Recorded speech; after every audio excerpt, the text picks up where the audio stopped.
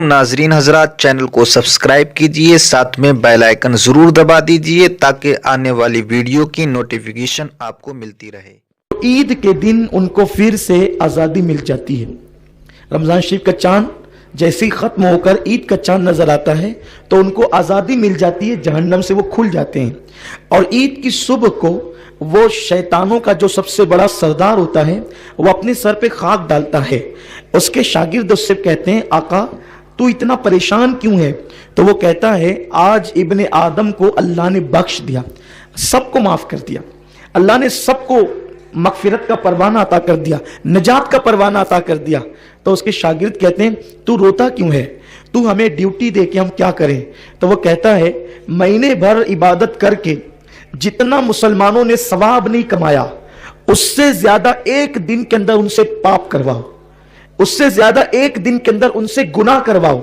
ले जाओ किसी को जिना के अड्डे पर, ले जाओ किसी को शराब के अड्डे पर, ले जाओ किसी को जुए के अड्डे पर, ले जाओ किसी को बुराई के अड्डे पर। महीने भर तक के ये जितने गुनाहों से महफूज रहे, इन सब को जो है एक दिन के अंदर इतने गुनाह करवाओ कि अल्लाह पाक फिर से उनसे नाराज हो जाए। मेरे प्यारे आका अलैहिस्सलाम के प्यारे दीवानों, ये फरमान किसका है? ये हदीस रसूल पाक सल्लल्लाहु अलैहि वसल्लम की है। और हुजूर अलैहिस्सलाम ने अपनी हदीस में शैतान की ये सारी कारकर्दगी को बयान फरमाया।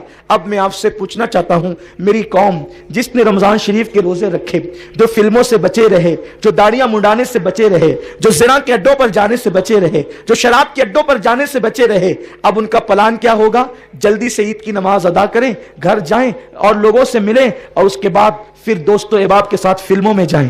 कितने अफसोस की बात है कि मुसलमानों का इतना अजीम त्यौहार ईद का दिन, जिस दिन अल्लाह मुसलमान के पापी से पापी बंदे को भी बख्श देता है, मोमिन अगर है उसके दिल में जर्रा बराबर राई का दाना है तो अल्लाह उसके पाप नहीं देखता। ईद के मुबारक दिन के सदके अल्लाह उसके सारे जराइम को बख्श देता है।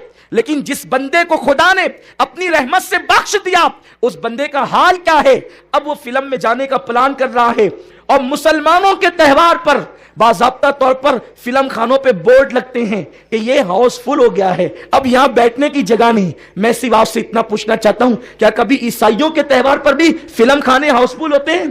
क्या कभी काफिरों के त्यौहार पर भी फिल्म खाने हाउसफुल होते हैं? मुसलमानों, तुम्हें शर्म आनी चाहिए कि जिस मजहब के रसूल ने आंखों से बदनजरी करने पर फरमाया कि जो लोग निगाहों से बदनजरी करेंगे, अल्लाह ने जिन चीजों को देखने से मना किया है, उन महरमात को अगर वो अपनी आंखों से देखेंगे, मरते वक्त पहले उनका ईमान छीना जाएगा, उसके बाद उनको मौत आएगी।